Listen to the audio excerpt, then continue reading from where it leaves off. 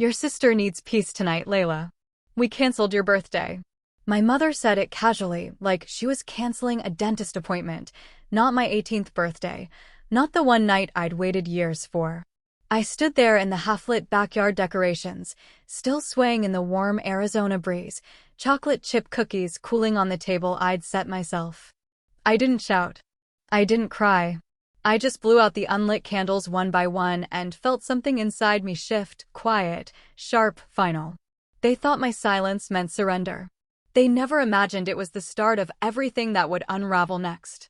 My name is Layla, and if you'd met my family from the outside, you might have thought we were one of those quiet, stable households people envy, the kind with neat hedges, warm porch lights, and framed vacation photos lining the hallway. And in a way, that illusion was the point. My parents worked hard to keep everything looking perfect, at least where other people could see. Inside, though, I learned early that perfection had a price, and I was usually the one paying it.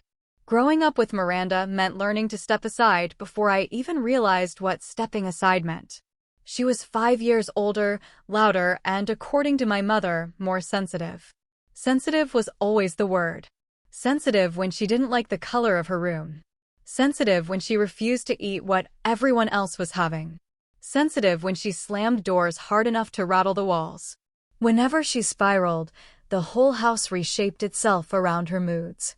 And I, quiet, adaptable, stronger than she is, as Mom liked to say, was expected to understand.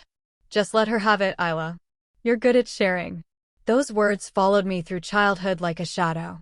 I don't think my parents ever meant to teach me invisibility, but intentions don't erase impact. Miranda got the new clothes. I got her still perfectly good hand-me-downs. She picked the TV shows. I watched whatever was left. She got the bigger bedroom. I got the one Mom said had better morning light, as if sunlight compensated for always feeling second.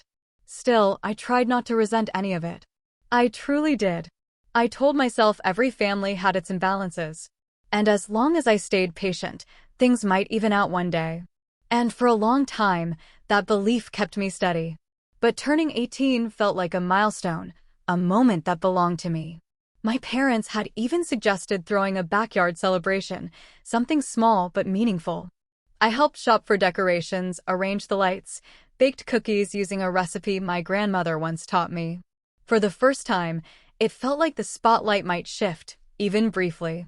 Maybe that's why the emptiness stung so sharply, the untouched plates, the quiet phone, the sunset sinking behind our fence while I waited for people who would never arrive. Because the truth hit me long before Mom said the words out loud. In this family, even my 18th birthday couldn't belong to me. By the time the sky turned fully dark, the backyard felt like a stage after the actors had abandoned the play. The streamers fluttered in the warm air, the lights buzzed gently overhead, and every part of me tried to make sense of the silence. I kept checking my phone, refreshing my messages, convincing myself there had to be a traffic delay or a mix-up with the time. Anything but this. But nothing came. At 9 o'clock, the quiet became too loud to stand, so I finally walked inside. My parents were curled up on the couch, the TV casting a pale glow across their faces. They didn't look startled when they saw me, just mildly annoyed, like I'd interrupted something important. "Where's everyone?" I asked, my voice thinner than I meant it to be. Daniel didn't look up from the remote. "We canceled the party, Isla. You know how delicate Miranda is right now." I stared at them, waiting for a punchline that didn't come. "You canceled my 18th birthday because Miranda's upset she couldn't go on her trip." Elise sighed the way she always did when she thought I was being unreasonable. "She's been crying for 2 days. You know how hard this week has been on her." I didn't know whether to laugh or scream. "She's 23. I'm the one turning 18. Before either of them could answer, footsteps echoed from the stairs. Miranda appeared, wrapped in a satin robe, her hair perfectly brushed despite her supposed meltdown. She leaned against the railing like she was gracing us with her presence. "What's with the yelling?" she asked, her voice dripping boredom. "You're stressing me out." Something inside me snapped, not loud, not explosive, but sharp. "You canceled my birthday for her tantrum," I said, pointing at her. Miranda blinked slowly, then smirked. If I can't have fun today, neither should you. It's just basic empathy. Empathy. The word landed like a slap. For years, I'd been told to empathize with her moods, her wants, her crises.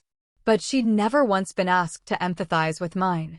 "I'm done," I whispered, more to myself than to them. The room fell silent for a beat long enough for everyone to feel the shift. Then the doorbell rang. We all froze. Elise's face paled, and Daniel finally muted the TV.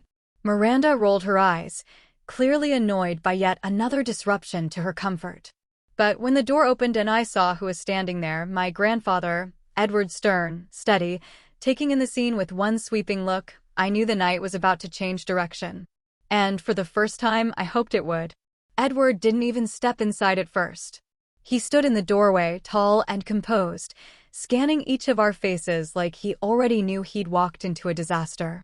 His eyes landed on Miranda's robe, Daniel's muted TV screen, the untouched decorations still visible through the sliding glass door. "What's going on here?" he asked, voice low but sharp enough to cut through the air. No one answered, so he looked at me. I didn't try to hide the redness around my eyes or the way my hands trembled slightly. For once, I didn't feel the urge to protect the family image. "They canceled my birthday," I said quietly. Because Miranda was upset. Edward's expression darkened, not dramatic, not loud, just a tightening around his jaw that meant more than shouting ever could. He stepped inside, then closed the door with a controlled click. "Is that true?" he asked Daniel. My father swallowed hard. "It was complicated." "It wasn't complicated," I said. "They lied to everyone. Told them I was sick so no one would show up." Elise flinched. Miranda scoffed. Edward turned to them again. "You canceled her 18th birthday for a tantrum." Miranda bristled. "I wasn't having a tantrum. My trip was ruined. I was overwhelmed." Edward stared at her with a kind of silence that makes people shrink. "You're 23, he said flatly. "And she's 18. Then he looked at my parents. "And you catered to that?" The room was so quiet I could hear the ceiling fan ticking. Daniel finally cracked. "Edward, you don't understand how sensitive she gets. We were trying to avoid a bigger problem." Edward let out a breath, slow, disappointed. "I've supported this family for years," he said, his tone even but unwavering, "and I thought I was helping you raise 2 daughters with fairness and dignity. But what I'm seeing tonight, that's not dignity." Elise looked startled. "You've supported." "Edward, please." He cut her off with one lifted hand. Then he turned to me again, his voice softening in a way it never had for anyone else in this house. "Isla, do you want to leave with me?" The question hit deeper than I expected, not because I didn't know the answer, but because no one had ever given me a choice before. "Yes," I said, not loud, not shaking, just certain. I saw it then, the moment something cracked behind Elise's eyes. Not fear of losing me, fear of what my leaving meant for them. Edward nodded once. "Go pack, sweetheart." And for the first time in 18 years, I walked upstairs without looking back. I packed faster than I ever had in my life. Not because I was afraid someone would stop me, but because for the first time, the weight in my chest felt like it was lifting. Each folded shirt, each book I tucked into my bag, each quiet click of a zipper felt like reclaiming something I didn't even know I'd lost. My room had always felt temporary, like a place I borrowed, not a place I belonged. But now, walking out of it with everything that was mine, it finally made sense why. When I came downstairs with my suitcase, the air was tight enough to touch.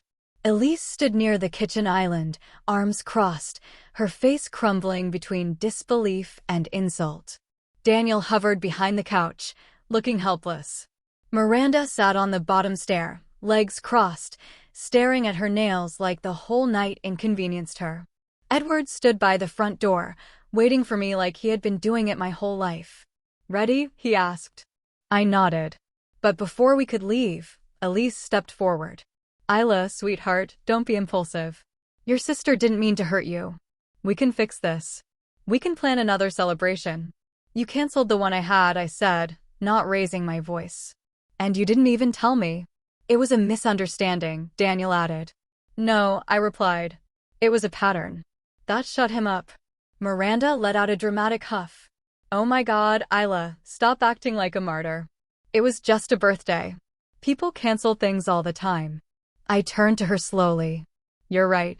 People do cancel things, but only in this house does one daughter have to disappear for the other to feel okay. She rolled her eyes. You're so dramatic. Edward stepped closer. Enough. Everyone paused. He wasn't loud. He wasn't angry.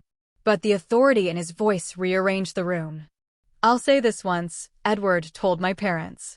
You've treated Isla like an afterthought for years, and tonight proved it. I won't be part of it anymore. Daniel's face went pale. Elise's lips parted, ready to plead. Edward, no, he said simply. This isn't a negotiation.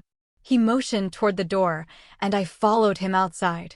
The night air felt cooler than it had before, softer against my skin, like the world itself was opening a new door. But it wasn't over. Not by a long shot. Because the next morning, my phone started buzzing nonstop. At first, it was Elise. Please come home so we can talk. We didn't mean for things to get so emotional. Then Daniel, your mom, and I want to apologize. Miranda is very fragile right now. We were trying to manage everything the best we could. Fragile, of course. Then Miranda, predictably, you're ruining the whole family over a party. Grow up, Isla. I didn't respond to any of them. Edward made me breakfast, eggs, toast, a bowl of fruit he cut himself. Everything felt calm, steady, a life that made sense, a life that didn't revolve around someone's tantrums. You're safe here, he said. For as long as you need. For a week, I lived in peace. No yelling, no walking on eggshells. Caleb walked me home from school every day, checking in without questions. Edward helped me look at colleges and scholarships, proud of every step I took. But my parents didn't stop. They escalated. We miss you. We want to fix things. You belong home. Then finally, if you want to return, tell us what you need from us. So I did. I sent them one message. Miranda needs to move out permanently. It wasn't about revenge. It was about clarity. If they chose her again, even when it meant losing me, then I'd finally have my answer. Daniel responded first. We can discuss it. Then Elise. We just want our family whole again. But Miranda, she sent nothing. And then 2 days of silence. On the third day, while I walked with Caleb from school, a silver car idled near the curb. My stomach dropped as soon as I saw who was leaning against it. Miranda. She pushed off the hood the moment she spotted me. We need to talk. Not without him, I said, nodding toward Caleb. She sneered at him. I'm not talking to your guard dog. Then you're not talking to me, I replied. Her jaw tightened. You're destroying Mom and Dad. They're a mess.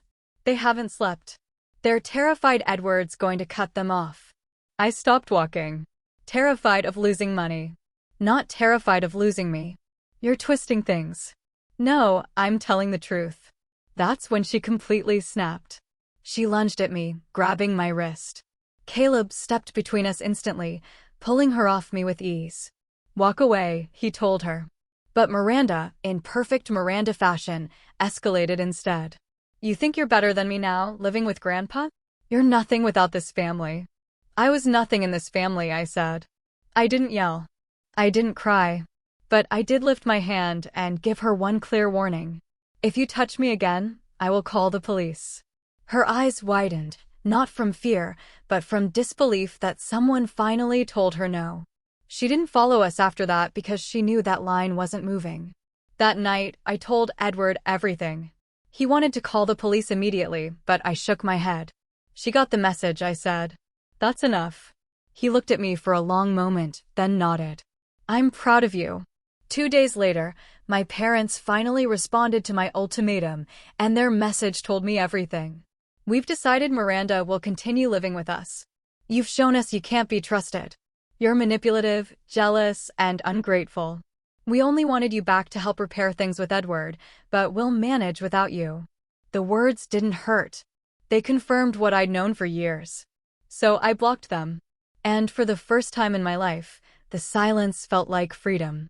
Miranda tried to post something online about toxic siblings, but it backfired instantly. Everyone knew the truth by then. Every cousin, every aunt, every person who used to fill our house with holiday chatter, they all drifted away from my parents. The image of a perfect family didn't survive 2 weeks without me holding up my corner of it. The fall was slow, then sudden. Daniel's accounting office lost clients. Elise pulled away from her friends. Miranda eventually moved out, not by choice, but because the house was shrinking under all the tension. And I watched it all from a distance, quietly, without interference, without satisfaction, or maybe with a kind that didn't need a spotlight. Because I didn't destroy their life.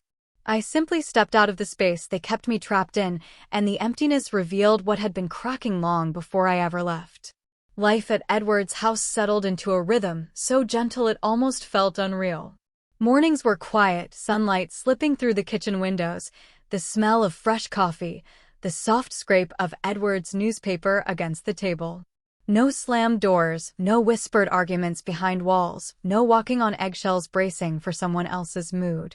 For the first time, my days belonged to me. I focused on school, on applications, on the future I'd never been allowed to imagine. When my acceptance letter came from a university in northern Arizona, Edward hugged me like I'd given him a second life. "You earned this," he said. "Every bit of it." Caleb drove me to tour the campus one weekend, and the drive felt strangely symbolic. Open road, pine trees, no detours back into old pain. We weren't rushing anything, but being around him made everything feel lighter, steadier, someone who didn't expect me to shrink so others could breathe.